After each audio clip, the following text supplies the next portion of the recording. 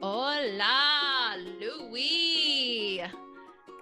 New episode. We are talking with Chris Palmeri from Naked City Pizza today. Naked City. Woohoo! We love pizza, so that's pretty much why, and he's a legend here in Vegas. Yes. Because we are talking about pizza, we thought today, for pandemic provisions, we will be talking about our favorite kind of pizza. Mm-hmm. I'm going to start really quick. I'm going to say the pizza margherita. Of course, we all know that involves tomato, thinly sliced mozzarella, and basil, either in a leaf or chiffonade, depends on the chef. It's just the flavors are pretty amazing. They're the colors of the Italian flag. So the origin of the pizza margherita is kind of controversial, Louie, because some people say that it goes back to the Italian queen Margherita, and then it's named after her because she was making a goodwill trip to Naples and she went to have pizza there, and that was her favorite kind of pizza, so they named it after her. Interesting. Northern and Southern Italy, they were in a fight, they got back together, they unified, and this is what happened. However, others say it's because of the name Margherita, which actually means daisy in Italian, and named after, the mozzarella slices that go kind of around in a circle, white medallions that look like the shape of a daisy. A daisy. That's amazing. So how about you? What's your favorite pizza? I like mixing up flavors. I like salty and sweet. So I'm going to take it to more contemporary times. Okay. I like the Calitalia pizza, which has prosciutto and fig. And there's a really interesting story about this. And this is the Calitalia from Pizza Rock. And it's made by World Pizza Cup champion Tony Zamignani. So he was competing and he wanted to basically combine the flavors of California and Italy. So prosciutto from Italy and fig, and that's the Calitalia, and it's available for you, and they've got a kick-ass happy hour menu. I usually buy my pizza and then have my giant PBR, and I'm usually a happy camper. Louie, it's a little known fact that it's actually quite easy to find amazing pizza in Vegas. Today we are chatting with the awesome Chris Palmeri from Naked City Pizza. How you doing, dude? I'm doing good. How are you guys doing? It is what it is right now. We are hanging on in there. Most of it. That is very much the truth. That's how it is every day now. So first, let's just start with what's going on at your various locations. How are you handling things? What's open? What's not? That kind of thing. Right now, our Blue Diamond and Paradise locations are open. Our Arville location side, Moondoggies, is closed till the bar can reopen. So it's kind of we got that reopened for about couple weeks or whatever, and then had to reclose it, but Paradise and Blue Diamond have been open through the whole thing. And how is that going for you? Because obviously we know a lot of people are having issues. How's it going for you? Is it smooth, or it's been a challenge, especially at the beginning, getting adjusted to having no dine-in and strictly focusing on pickup and delivery, but it's kind of forced us to innovate and get better and everything. And I think now it's running much smoother. We have a really awesome website that we've developed for making smooth transactions for ordering and own delivery drivers and stuff. So we've adapted and it's gotten better month by month, but still a challenge every day. So we're gonna get into the thick of this buffalo thing. All right. Ooh, buffalo. You are known for being a buffalo guy, and you guys are kind of famous actually for a buffalo style pizza, and of course your wings. And you're a fan of all things buffalo. I know that. So is there anything you don't like about buffalo? The winter. Yeah. That's why he's here. That's why I live in the desert. So Yeah. I don't even visit in the winter if I don't have to. So Good Was that choice. really the main reason why you moved over here? no, it was just more opportunity. You know, at the Mm-hmm. time MGM actually moved me out here to be chef at one of their new restaurants. At the time, it was Diego, the Mexican restaurant. Mm. So it was just more opportunity than anything. I was pretty young still, you know, back in Buffalo when I left, and at the time the scene for restaurants and everything is nothing like what it is now. So there wasn't a ton of opportunity to move around and move up, or you know. So I was a chef at a country club already at like 23 years old, and I'm like, what the hell do I do in like 10 years now? So you know what I mean. Right. So my roommate at the time was coming out to Vegas. I gave him a bunch of resumes, and he dropped them all over the place, and got a call from the MGM, flew me out, did an interview, and 17 years later, here I am doing a podcast with you guys. So. Awesome. So, since we're into like the backstory of all this, why name your place Naked City? Number one question we get about that place. So the original business that we started was actually a hot dog cart outside of Dino's, down on Las Vegas Boulevard. Yeah. Karaoke. Yeah. And then, you know, it went pretty well. And so eventually the woman who owns Dino's owned a little frozen custard place next door that never did any real business. So I asked her if we could move into that space, and she let us. And so I had to open up a sandwich shop. And because the neighborhood was called Naked City, we went with Naked City Sandwich Shop. So, and then the backstory on Naked City and why it's nicknamed that is back in, you know, Rat Pack era. All the showgirls used to live in that neighborhood, and they used to sunbathe topless at the pool. Whoa! So, I did not know that. Yeah, I missed out. And so all the helicopter pilots used to fly over, and they used to nickname it Naked City. So. Oh my goodness! Oh my God! It must be great to be a helicopter pilot back then. Back then, yeah. So I mean, at least that's what I've heard. So I mean, it could be all folklore, but yeah, from what I know, that's the reason. But I've always loved the comfort food in Buffalo. You know, it was a great scene. You know, every other corner in Buffalo has a pizzeria where you can get amazing chicken wings. It's not just like 4 places in the city. It's like you can go to any neighborhood and get great chicken wings from most restaurants. You know, and so we wanted to bring some of that here. You know, and being here for I don't know almost 7 years before I even started this, I wasn't finding a ton of the pizza and the wings and the subs and stuff like that I enjoyed. So when we had the opportunity, that's, what we ran with. So what is the difference between, say, a Buffalo pizza and just, a regular New York pizza? I mean, mainly it's ingredients that we use. You know what I mean? Like we use Galvani cheese, which used to be Sorrento, which is based in Buffalo. The production is in South Buffalo. We use a margarita. It's called a cup and char pepperoni, which now you're seeing all over the place. Everywhere. But like back when I moved here, the only place I ever saw it was on every pizza in Buffalo. You know what I mean? Yeah. So it's a lot more to style. Every pizza, there's a lot of places that do round pizzas, and the thickness varies a little bit in Buffalo, but a lot of places they all have a full sheet pizza, like a party pizza. So we just decided at the beginning when we did this, I was like, let's base all of our pizza slices on that instead of just having, a 12-inch, a 14-inch, and then having a sheet pizza. We were like, let's just do quarter sheet, half sheet, full sheet, and it's kind of stuck. So it's been pretty cool because it's definitely different from most places. Those are amazing sizes. Yeah, that's what I was just about to say. Is like your pizza is like no joke when it comes to size. No, I had the guinea pie, and I was like, whoa. Yeah. Pop. I love the guinea pie. I love the guinea pie. It's a rich pizza too. You know what I mean? Oh, for sure. Yeah. Can people eat? Because I've been known to eat. Like I can eat a whole medium pizza, like seriously by myself. Have people been known to eat that half sheet pizza? Or do you have like a quarter sheet? Like, yeah. Is there? We used to have a contest. So we used to have a contest, like 4 toppings, full sheet pizza, 2 people. I think it was 30 minutes, and it was disgusting. So I stopped doing it. But the girl who actually just won the hot dog contest, Mickey. Yeah. She, like back in the day, she used to help me from time to time, like with some events and stuff like that. And she actually did it with a person, right? And they killed it. And then she came back and did it by herself and also killed it, which full sheet? A full sheet with 4 toppings.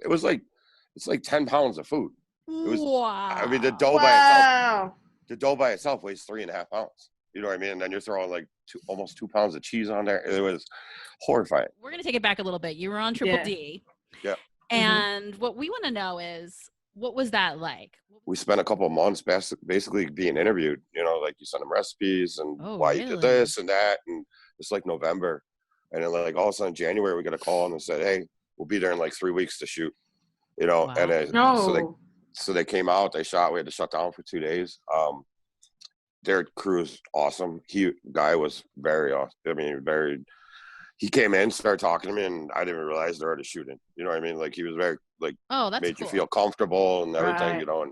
And then as far, I mean, I know he could be the punchline. There's some jokes a lot of times, but for what he's done for small businesses is insane. I mean, we did this $300 the night before the thing aired in June, and the next day we did almost $3,000. You know what I mean? So it's just like, we wouldn't have the other restaurants without having probably appeared on that, you know, or at least it would have taken a long time. So yeah, sure. It was overnight, man. And that was what, 7 years ago? Probably about 7 years ago now. And like I said, every time they re-air it or they show like the pizza episode and we're on there, we still get new customers, you know. So you're talking 7 years later, it's still having an impact. So no regrets at all, obviously. No, absolutely not. So you mentioned your dad. You have a family business. And you guys are known for that. You work with your brother. Yeah. What's that like? Did you guys know from the beginning? Like, were you like little kids and like, man, we're going to have like a restaurant when we grow up. We're going to work together.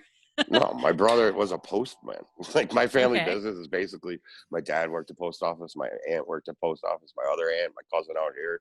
So my brother was working there when I ever since I moved here. He didn't come out until we opened the second one, you know. So like he was about 5 years after we opened the first one. I just needed help, you know, and it's really hard to trust somebody, you know, especially when you're trying to run small business. So, you know, I kept telling him, come to Vegas, come to Vegas, come to Vegas. I mean, he'd worked in a couple pizzerias, but far from a polished cook or chef or business owner, you know. And it's amazing what he's done, you know. Like he knows more about dough and stuff now than me, you know, because he's just throwing himself into it, you know. And he's a great cook and he runs the business and he's always thinking about different ideas and marketing. You know, I get 19 phone calls a day from him. So, you know, it's been an experience, you know, lots of ups and downs, but it's been awesome, man. I wouldn't have it any other way and have another partner. So Louie and I have talked to a bunch of people that are like best friends that work together, that own a restaurant together, like the guys from Sea and Gold, or Louie and I who work together on a podcast. But I would guess there's like a whole nother layer when it comes to somebody that's actually related family, to you. Yeah. Like your family. So are there any issues with that? You know, it's not issues, but you know, we're both hotheads sometimes and we fight and we argue. And you know, if you were just watching it from the outside, you'd be like, oh my God, like the world's ending. But like, you know, 12 hours later, we're like, hey, everything good. So yeah, that's it. Leave it there. But you know, there's nobody else I would rather do it with. You know what I mean? Because I think it's a lot easier doing it with your brother. I mean, there's some things that make it more difficult, but it's a lot easier doing it with brother because I don't hold anything back. He doesn't hold anything back. I'm free to say whatever the hell I want to him and vice versa. And even if we get pissed off at each other, like I said, you know, we just went on a mini family vacation and the last night we had a blowout about nothing. And everybody around us is like, you know, it's just nonsense, you know, maybe a little alcohol involved. But everybody around us was thinking the world's crumbling, and then the next day we were like, you know, making breakfast together. So it's interesting. It can be a little trying, but yeah, at the end of the day, nobody's gonna have your back. Nobody's gonna have your back more than your own brother, you know. Yeah. Sure. So we know this super loaded question for you, but what's your favorite pizza? Or are you sick of pizza? It's funny because back in October, I weighed myself and I was like, oh man, we got to do something here. So I actually stopped eating carbs for like up until like March, you know what I mean? But no, I would just basically take the tops off a pizza and eat it, which is still delicious. And I can still eat chicken wings. But yeah, I've been eating less pizza. But the favorite one that I have on the menu, actually, even though the guinea pie is like my nickname and that's what it is, but the steak and cheese 3-cheese pizza we do is awesome. It's based on a pizza in Buffalo. There's a company called Just Pizza. They had at the time like one pizzeria. Now I think they have like 9,000. But it's just like sweet peppers, onions, cheddar, mozzarella, Parmesan, white garlic sauce, and then like chopped steak. And it is literally my favorite pizza. Like we made it last night actually for a bunch of people to watch UFC fights, and I can't get enough of that one. That's definitely my favorite. Actually, Awesome. and Ann from Vegans Baby, she said that your vegan pizzas are badass. I have not tried vegan pizza yet from you guys, but she said it's one of the best. Yeah, I mean, we definitely wanted to put some vegan pizzas on there. Like my brother, he's the tall, skinny version of me. But he also he didn't eat meat for a while. Then he was doing vegan, so he even developed it more. But we wanted to just make stuff that tasted good. You know what I mean? So we didn't want to like fake this, fake that. You know what I mean? So we just wanted to develop some pizzas that were vegan and can just be vegan and taste really good. So Right. people seem to enjoy them, man. So I'm really happy about it. So speaking of flavor, I wanted to ask you this because you came up in Vegas at a time when Instagram and social media, well, Instagram wasn't even around, but No. social media wasn't what it was. I mean, I think there was maybe like MySpace or something like that back then. Yeah. MySpace. But MySpace. What about Friendster? Friendster, yeah.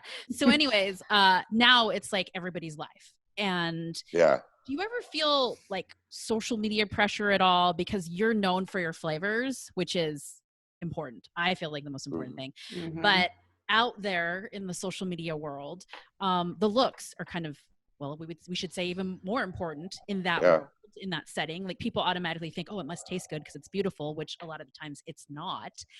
Sure. What's your take on this like Insta world and Insta pizza, you know? It's a necessity, man. You know what I mean? And like it's Yeah. been beneficial. It's a pain in the ass sometimes, but it's been beneficial because I've done it pretty much from the beginning. We've never hired anybody to ever do anything for us, you know, as far as marketing, social media, anything. If you see it, it's from me or my brother.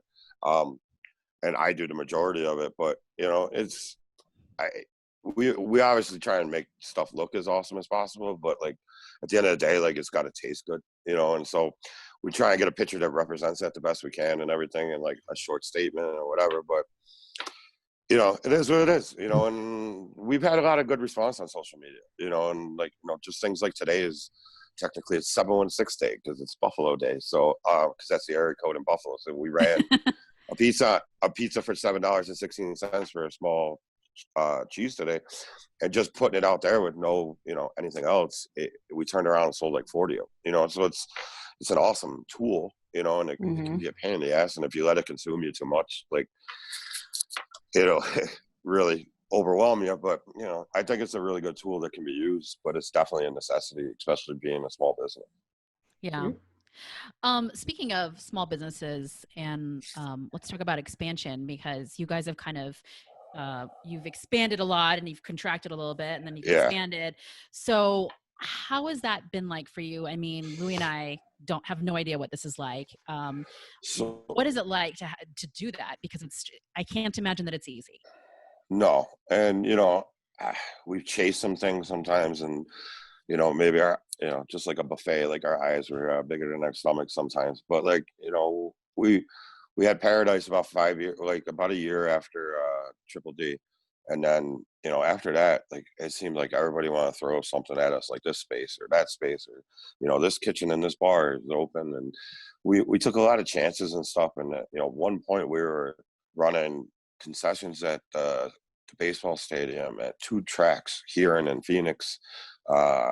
We had 5 restaurants, you know, and it was insane. Too much. Like, and it was just to the point where it was going to break us.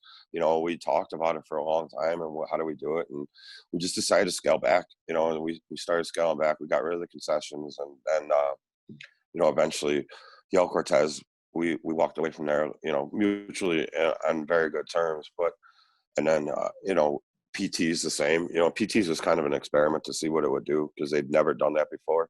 You know, it worked to a certain degree, but it was also very difficult to try and explain how you're 2 different businesses inside of PTs, and like so. You know, and then this whole, you know, quarantine and outbreak happened and kind of forced us. Like we've always kind of tried to hold on to everything, and probably to our own detriment. And So this kind of forced us to streamline everything and things we probably should have done like 2 years ago, you know, and we've talked about doing, but we just never implemented. And it kind of like took away the choice to do it. And honestly, I couldn't be happier right now as far as the way it's running and the organization. And, you know, Michael runs Blue Diamond more or less because it's a mile from his house, and I'm at Paradise every day because it's a mile from my house, you know, and then we help each other. And, you know, when Arville was open for that short amount of time here, we're, you know, kind of splitting it, and we have really good employees there, been there, you know, the whole time, for, you know, 5-6 years. So it runs very smoothly now. You know, it's just, I wish I could go back like 5 years and kick myself in the ass and be like, whoa, relax. Don't take every kitchen they throw at you, you know? So, but, you know, you got to learn, you got to make mistakes, and you just got to learn from your mistakes and not repeat them, and, you know, make more mistakes and learn from those and keep growing and growing and growing, because it's the only way it survives. So on that, then, what do you see as your future for Naked City, and what would you like it to be post the pandemic? Honestly, obviously, I mean, right now it's kind of done. I'm super happy how it's running right now. When it was 5 restaurants and concessions and this and that, you know, every other month I was going to Phoenix or I was going to the track. And when you do EDC, it's not one night. It's like 3 weeks of work for 3 nights that kill you for the next 2 weeks, you know? So the quality of life was not super easy. You know, I could cook 5-6 days in a restaurant and feel better than doing that, you know? So I think right now the way, you know, our setup is the 3 restaurants, and, you know, hopefully when Arville gets open again, I like how it is right now. We've always said we'll never not talk to somebody about an opportunity. We've already had somebody talk to us during this about, you know, I mean, honestly, you know, there's probably going to be some spaces, you know, so we'll look at everything, but we're not going to just jump at anything anymore. It's got to be a really, really good opportunity and way to do it going forward. So. Makes sense. Awesome. Louie, let's move on to show and tell. So now I've seen some of these other ones where the chefs bring these cool tools and everything, but I make pizza and chicken wings for the majority. So we don't have a ton of specialty tools. So I decided, let's do a little PSA. You know, let's teach people how to make chicken wings, because honestly, in most places, chicken wings are atrocious. And it's literally the simplest thing in the world to cook. You need basically 4 things, right? You need a chicken wing. A wing. You need that. You need a totally in chicken wing. Not a duck fryer, wing. We need a fryer, which I couldn't bring in here with me, so that's not pictured. You need a metal bowl for cooking, and this Frank's Red Hot. That's it. If you want to make buffalo chicken wings, number one, there's no such thing as a buffalo wing. All you need is those 4 things, man. That's it. That's it. People try to add a million different things to them. They try and make the sauces crazy. This is the way you do it. You cook the chicken. We double cook our chicken, right? So when it comes in raw, fresh, always fresh, not frozen, we cook them for about 8 minutes, right? Take them up, drain them, put them on a sheet pan, cool them down. So then when you come in the restaurant and order them, we just drop them again for like 8 more minutes. Basically a total of like 16 minutes. The key after that is pull them up, let them sit for a minute. That lets the oil drain off, number one. The skin it like shrinks. It gets crispy. It'll stay crispy when you throw it in that sauce. Then don't overcomplicate it. Frank's. Just throw Frank's on it, and you'll have the greatest chicken wings ever. It's so simple. It's so simple, but so bastardized. So that's my. I feel like you're the type of person. I knocked it over. Yeah, you got too excited. Are you like one of those people that gets like kind of pissed off, like when you see like Hooters go do wings, or you know? Hey, look, man. Especially with not eating carbs for a while, like I eat chicken wings almost everywhere we go. We go to LA, we get chicken wings. We go here, we get chicken wings. Yeah. But I don't get mad about it. It blows my mind. It's because it's so simple, and I just don't see, like, you know, you get these like soggy wings, or it tastes like they're baked or whatever. You know what I mean? And then the sauce is like tapatio, which is delicious, but not for chicken wings. You know what I mean? Just if you want to make buffalo style chicken wings, those 4 things, man, you do it like that. And I never want to hear the word air fryer when it comes to a chicken wing either. There is no such thing. That's a convection oven, okay? It is a convection oven. It is. With a fan up here. So don't tell me about how you fried your chickens in an air fryer. Deep fat fryer, chicken, metal bowl, Frank's Red Hot, good to go. So done. That's awesome. All right, Lou, let's go ahead and move on to On the Fly. Get your timer ready. 60 seconds, rapid fire questions. And we know that you're a listener, Chris, so you know what's going to happen next. It's going to be super fun and easy. You ready for this, dude? All right. Sure. All right, 60 seconds, rapid fire questions with Chris Palmeri from Naked City Pizza. Ready, go! Go! Your quarantine comfort food. Chicken wings. Cat or dog person? Cats. If you could have a superpower, what would it be? Oh, man. Speed. Yeah. Like, Good quick. one. It's good for a kitchen. Yeah. Definitely. What did you want to be in kindergarten? Oh, I don't know. I think I failed, like, skipping in kindergarten, so I probably just want to learn how to do that. I didn't have any big ambition in kindergarten. Dream place to travel and eat. Spain. Good one. Childhood food craving. Pizza. Buffalo, man. Grew up, that was the best thing we could get on during the week. It was pizza. Least favorite food. Yogurt. I hate Yogurt. yogurt. I don't know if I just had a bad experience when I was a kid. It's the consistency, man. It messes me up. Like I like physically feel sick looking at it sometimes. That's so hilarious. Louie, go ahead with another couple of questions. Go ahead, Lou. Let's do most inspiring kitchen music. What do you listen to in your work? Yeah. Oh, I'm all over the place, man. Usually it's Biggie. I like a lot of Biggie in the kitchen. I'm an old Biggie, 90s like Biggie, hip hop can't and you R&B. see? Yeah. But awesome. you know, it depends. Like sometimes when we're near conventions, I'll throw on some of the EDM music that that I'm out there with EDC. You know, it's just all about where we're at. You know what I mean? So, but yeah, I love like 90s hip hop and R&B. Awesome. And what haven't you done that you really want to do? Travel more. Like it's just been so hard with the restaurants, but I really want to start traveling. Once it's safe to travel some places. But yeah, I'd love to start traveling more, especially for like food. There's a million places I'd love to go, restaurants I'd love to go eat. Yeah, we're all dying for that. Yep. Okay, let's go ahead and sell it for Naked City Pizza, Chris. Whatever you want to say, it's your time right now, dude. I just want to say thank you to number one to everybody that supported us through this and through the years. We really truly appreciated me and my brother and our families and all the people at Naked City. We hope you keep coming back, and we just keep trying to grow this and make things easier for pickup delivery, because we know this is a super hard time on everybody. So everything is available through our website. You can order online, pay online, pick up delivery for both locations. It's nakedcitylv.com. And we hope to see you guys real soon. So I will be there soon. I'm going to get myself a back home pie. That's Yay! Chris, thank you so much. Naked City Pizza. Thank you guys. We love it. Let's go.